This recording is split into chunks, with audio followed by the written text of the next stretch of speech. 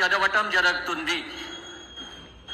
గౌరవనీయులు కొనిదెల పవన్ కళ్యాణ్ గారు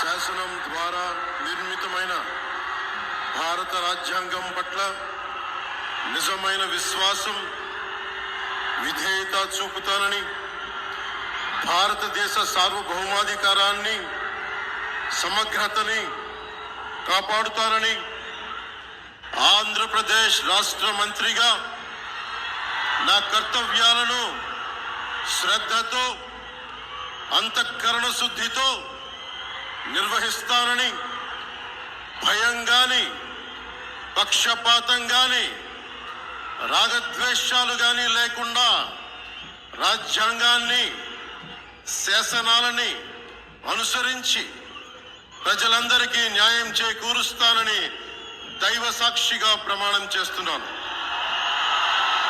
నేను కొనిదెల పవన్ కళ్యాణ్ అనే నేను